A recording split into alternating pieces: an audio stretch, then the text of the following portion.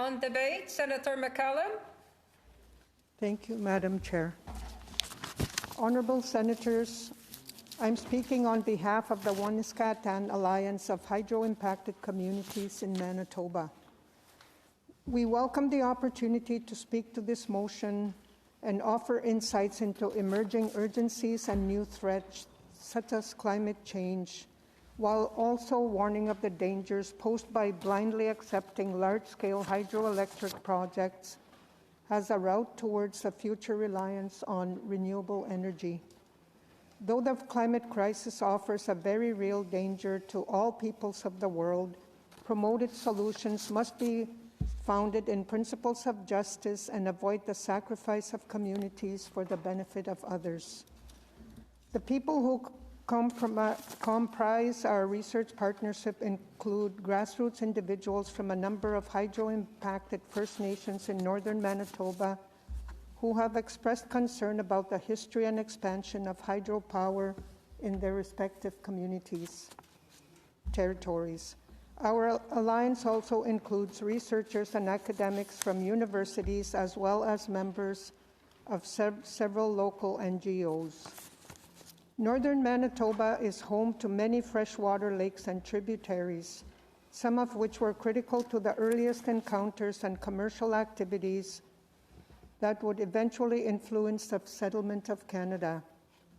Scholars have clearly documented the historic importance of several ancient tributaries, such as the Churchill, the Nelson, and the Saskatchewan rivers. For Itinuak, the Cree, these tributaries sustained their ancestors and their communities for millennia. Beginning in the mid-1960s, however, a new industrial presence would irreversibly alter landscapes and reverse waterways. During this time, Manitoba, together with the federal government, embarked on a joint study which examined in part the feasibility of large-scale hydropower in the north. Not long after the completion of the study, Manitoba's public utility ambitiously set out to harness the power of the waters in the region. Mega projects followed, and in what would become known as the Churchill River diversion and Lake Winnipeg regulation projects, massive diversion channels were excavated en masse so water flows could be rerouted. The purpose for the dams along the Nelson River was originally to save money on electricity production for Winnipeg and other communities in southern Manitoba, not for any environmental reasons. The public discourse on climate change and its connection with fossil fuels did not enter public discourse until much later. The Churchill River Diversion, CRD, affects the flow of the Churchill River, which historically and naturally flowed into Hudson Bay. This river was intentionally and artificially rerouted in the mid-70s via the Missy Falls control structure at the outlet of South Indian Lake. Its new path now flows through the Rat and Burntwood rivers and eventually into the Nelson River system. The province of Manitoba writes that CRD is used for the generating stations on the Nelson River, which account for about 75% of power generation in Manitoba. Large-scale hydro projects like the CRD in Manitoba were made possible by a series of agreements and deal-making spanning more than 30 years, affecting 4 generations and counting in numerous Indigenous communities. Dam building for commercial purposes and export was ushered in with the signing of the Northern Flood Agreement in 1977. While this agreement involved the province of Manitoba, the Board of Manitoba Hydro, the federal government, and 5 First Nations communities, collectively represented by the Northern Flood Committee, it was effectively triggered by the resistance of the Cree, whose reserve lands would be flooded as a result of hydro CRD and Lake Winnipeg regulation projects. This agreement, which has been acknowledged as a treaty, was meant to mitigate a broad range of adverse impacts, the scope of which were not entirely known at the time of its signing. The CRD has directly directly impacted more than 8,000 kilometers of shoreline. This is a conservative estimate based on available data sets from publication of shorelines around South Indian Lake, but the true numbers are difficult to calculate due to the inaccessible nature of supposedly public information. Both the Manitoba government and public have to rely on the information provided by Manitoba Hydro because they fund the vast majority of scientific studies on their projects and utilize strategies of divide and conquer when signing agreements with communities. The South Indian Lake community and its people were self-sufficient, thriving, and even prosperous before the CRD project came to fruition, not having to rely on government intervention or support. The South Indian Lake commercial fishery was the third largest lake whitefish fishery in North America. South Indian Lake had an average annual income approximately 7 times that of other northern communities because they were mainly reliant on fishing and trapping activities. Scientific reports on potential adverse impacts of the project were ignored by authorities, and licenses were granted for the Crown Corporation to legally proceed. The hydroelectric energy produced by these mega dams has long enjoyed an undeserved reputation as clean and renewable energy. In the move towards addressing climate change through electrification, greenwashing of hydropower poses an emerging threat of ideological proportions. Ongoing dysfunctional and deep-rooted colonial structures, including jurisdictional gaps, underpin existing power imbalances in the region. This ecological footprint has resulted in impacts that have yet to receive due environmental consideration. Entire islands have been swallowed up. Historic and commercial fisheries have been decimated.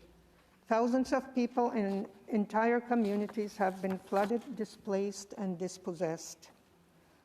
Emissions from hydro dams are produced through the flooding of shorelines and forests, which produces organic matter into the water that then decomposes, producing carbon dioxide, nitrous oxide, and methane. Flooding in northern Manitoba was not restricted to a single project or event. In the areas impacted by hydro operation, the water levels and flows are raised or lowered based on the demand for power. This results in ongoing inundation and dewatering of tributaries and produces greenhouse gas emissions on an ongoing basis. Hydroelectric reservoirs are a source of greenhouse gases and in individual cases can reach the same emission rates as thermal power plants. Independent scientific studies have shown emissions related to hydroelectricity to be severely undercounted. Rigorous monitoring of individual reservoirs is desperately needed in order to ensure that they are not contributing significantly to climate change. The shorelines of several historic tributaries throughout this region contain 2 histories and 2 competing narratives, one before hydro and the other after hydro. The former, life before hydro, represented an era where the people moved with the ebbs and flows of the land and waters, were independent and sustained themselves on the very land and waters that have become critical to hydropower and its operations. Before hydro, the water and the land and waters were pristine. Today, these same lands and the communities who relied on them carry the cultural, social, environmental, and economic scars of a fairly recent and ongoing colonial encounter. The danger of marketing this energy as responsible, green, and clean must be avoided.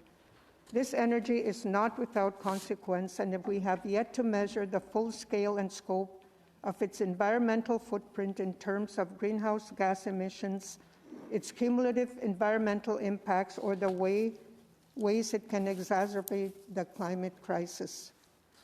Renewable energy projects are desperately needed in the face of the climate crisis, but they must not be undertaken in a way that repeats the mistakes of the past.